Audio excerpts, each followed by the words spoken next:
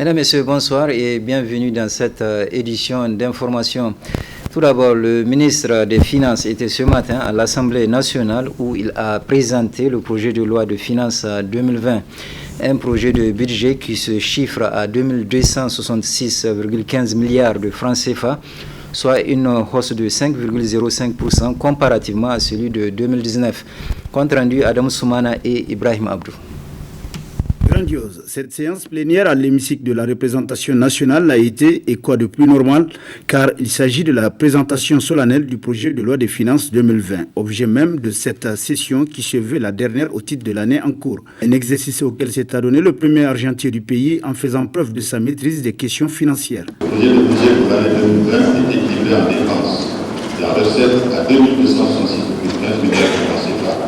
Contre 2157,31 milliards de francs CFA en 2019, soit une hausse de 108,84 milliards, correspondant à 5,05% en valeur relative. Les recettes internes sont chiffrées à 1231,54 milliards, en hausse de 8,72% par rapport à 2019. Elles représentent 54,35% des prévisions budgétaires totales et se décomposent comme suit. Recettes fiscales 1877,91 milliards, en hausse de 105,45 milliards ou 9,83% par rapport à 2019. Ça représente au total 51,98% des prévisions budgétaires totales et 95,65% des recettes internes. Les recettes non fiscales sont évaluées à un montant de 32,86 milliards, en baisse de 4,5 milliards par rapport à 2019 et constituent 2,72% des recettes internes. Les recettes exceptionnelles sont évaluées à 20,77 milliards contre 22,99 milliards en 2019, soit une baisse de 2,22 milliards. Elles représentent 1,65% des recettes. Quant aux ressources extérieures, elles sont évaluées à 859,61 milliards contre 845,05 milliards en 2019, soit une hausse de 14,56 milliards ou 1,72%. Les recettes extérieures représentent 37,93% des prévisions budgétaires totales. Ce projet de loi des finances en 6 volumes témoigne du souci du gouvernement à améliorer la bonne gouvernance économique et financière du pays, selon certains élus nationaux. Nous avons effectivement un budget 2020 qui indique en tout cas la volonté du gouvernement de continuer à améliorer le cadre de vie des Nigériens d'une manière générale, indépendamment donc des aléas qui nous entourent. Référez-vous au taux d'exécution du budget de l'année précédente. On a pensé que ce n'est pas ça, mais bon, ok, ça s'est exécuté, en tout cas à un taux plus qu'appréciable.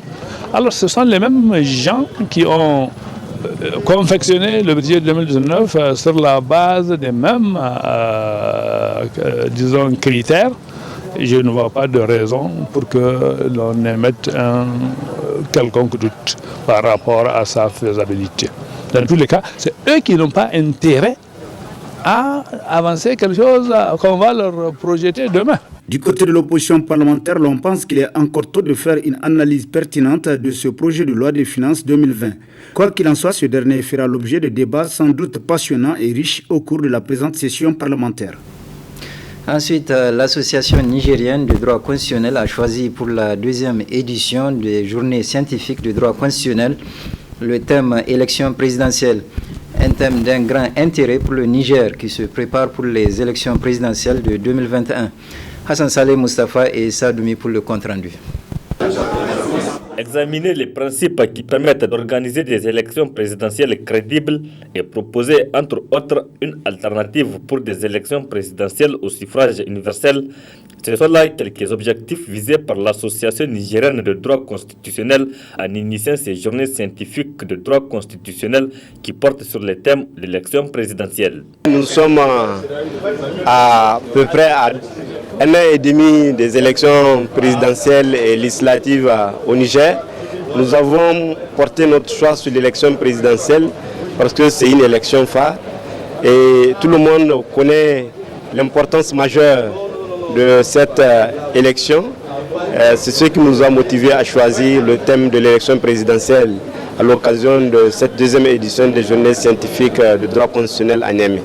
Au sortir de ces assises, nous attendons des échanges qui pourront permettre à certains de nos compatriotes de mieux cerner les différentes étapes de l'élection présidentielle, à savoir avant, pendant et après l'élection présidentielle. Et surtout, nous préparons les esprits des uns et des autres afin que l'élection présidentielle projetée au Niger puisse se passer dans de bonnes conditions, qu'elle soit une élection transparente, crédible et une élection qui pourrait ouvrir des lendemains qui chantent pour le Niger. En Afrique, le problème de crédibilité des élections se pose avec acuité et avec toutes les conséquences. Malgré des précautions prises sur le continent, les élections présidentielles ne sont pas faites dans la plus grande transparence, déplore le recteur de l'université Abdou Moumouni de Niamey. Cette rencontre scientifique est l'occasion de mener la réflexion sur l'élection présidentielle à travers les règles et principes qui l'encadrent à la lumière de la pratique qui se développe en Afrique. Il s'agit donc de discuter, d'échanger et de partager les expériences et les bonnes pratiques des scrutins présidentiels sur le continent, tout en proposant un système électoral fondé sur des critères précis et objectifs, susceptibles de garantir la stabilité politique et la consolidation de l'état de droit. C'est à ce prix que l'élection est, malgré ses insuffisances, un instrument plus adéquat de désignation des dirigeants. Du 8 au 11 octobre 2019, 35 conférenciers venus de 13 pays africains et de l'Europe vont entretenir les participants sur des thèmes portant sur l'organisation des élections. Ainsi, à la cérémonie de cette deuxième édition des journées scientifiques, le président de la fondation Hans Seidel et le représentant de la Commission de l'Union africaine ont tous salué cette initiative de l'ANDC qui mène des actions en faveur de la consolidation de l'état de droit au Niger, en Afrique et dans le monde entier. Ouverture ce matin à Niamey de l'atelier de validation du rapport alternatif soumis en application de l'article 19 de la Convention contre la torture et autres peines ou traitements cruels, inhumains ou dégradants. Détail dans le reportage qui va suivre. Dans leur quête d'une vie meilleure, beaucoup de candidats à la migration n'hésitent pas à braver le désert du Niger et ensuite la mer pour pouvoir accéder aux pays européens. Cependant, cette aventure ne se déroule pas sans péril. Pendant qu'un grand nombre de migrants meurent dans le désert ou dans la mer, d'autres n'échappent pas à toutes sortes de maltraitances. Une situation qui a amené le collectif des organisations de défense des droits de l'homme et de la démocratie en partenariat avec l'Organisation mondiale contre la torture et la participation des acteurs de la société civile de se réunir pour échanger sur le rapport alternatif soumis en application de l'article 19 de la Convention contre la torture et autres peines ou traitements cruels, inhumains ou dégradants. Le coordonnateur du collectif des organisations de défense des droits de l'homme et de la démocratie, Kani Abdoulaye, détermine le but visé à travers le présent atelier. Le Niger présentera son rapport initial et à l'application de l'article 19, les organisations de la société civile également doivent présenter des rapports alternatifs à celui de l'État du Niger pour magnifier ou refléter la façon dont l'État du Niger met en œuvre les droits contenus dans cette convention.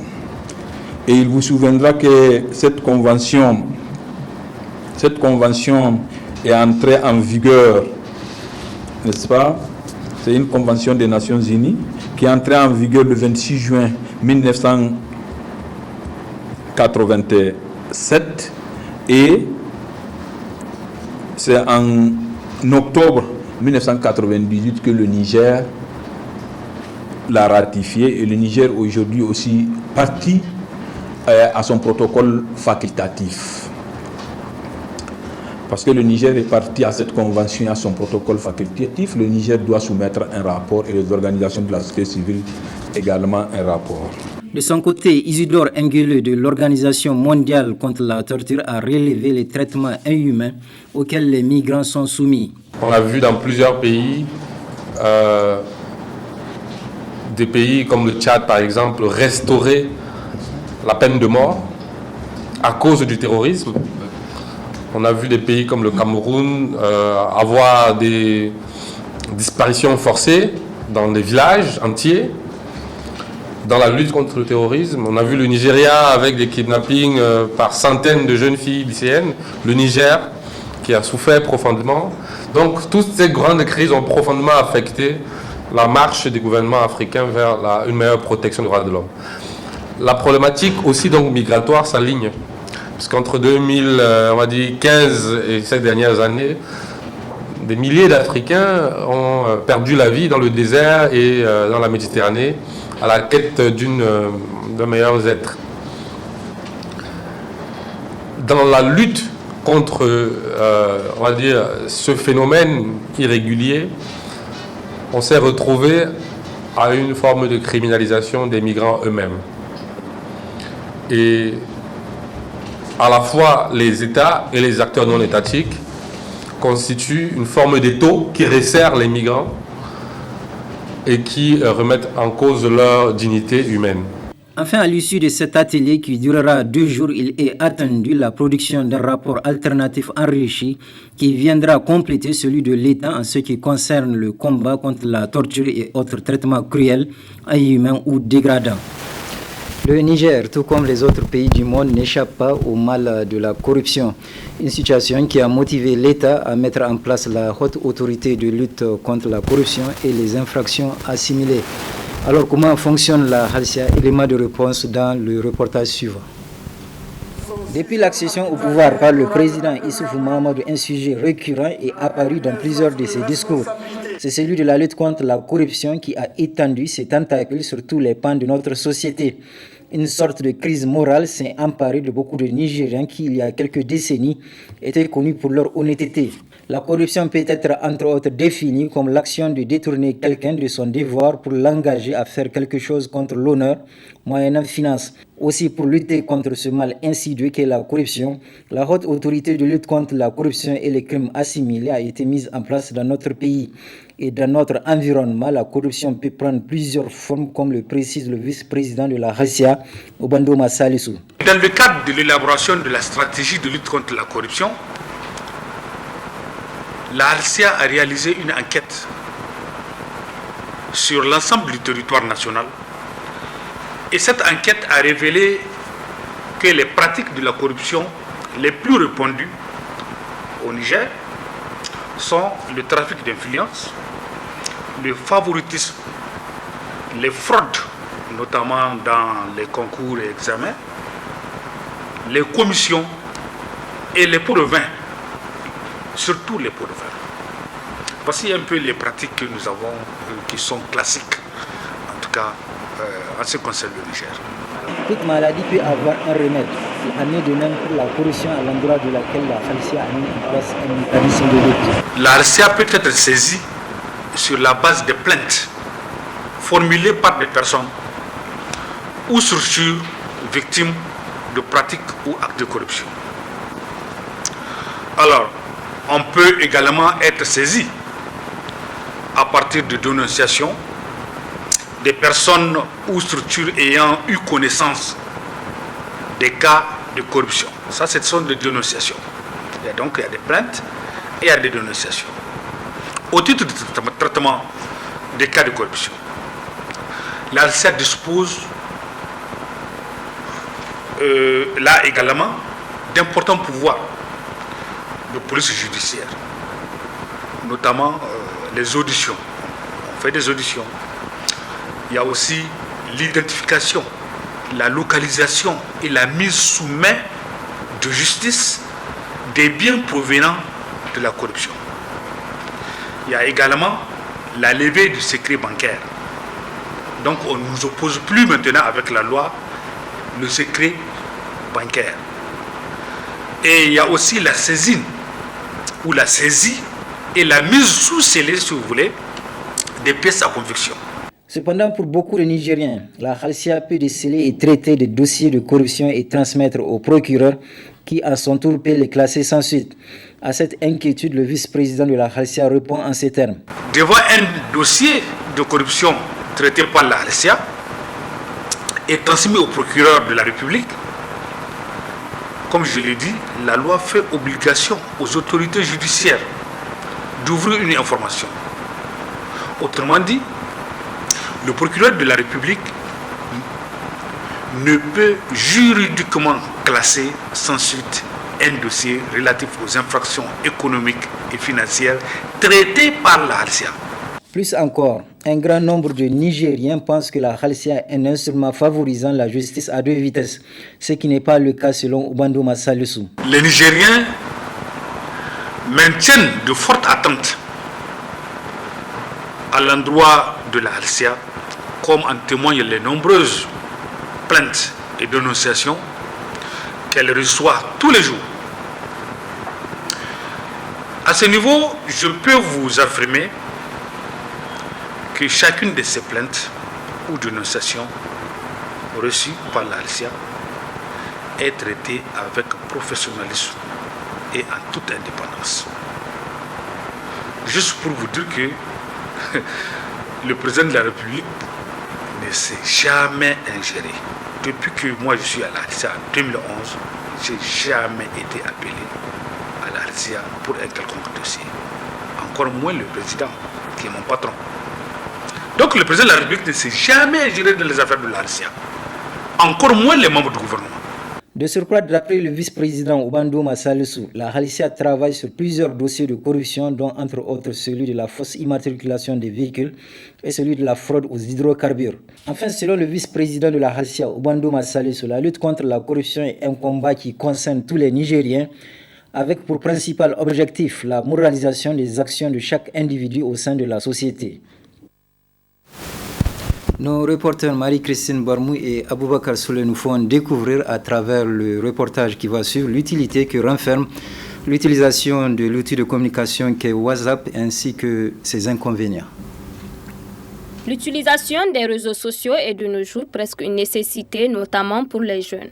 À travers des groupes WhatsApp, les jeunes se communiquent entre amis, se divertissent et s'échangent des informations. Nous, étudiants, nous avons l'habitude d'ouvrir des groupes pour s'informer entre nous et pour apprendre les différentes leçons ou les différents exercices qui ont été donnés par les professeurs. Bon, je pense que tout un chacun déjà est au courant et sait comment utiliser les groupes. Aujourd'hui, grâce au groupe, nous avons plein d'informations.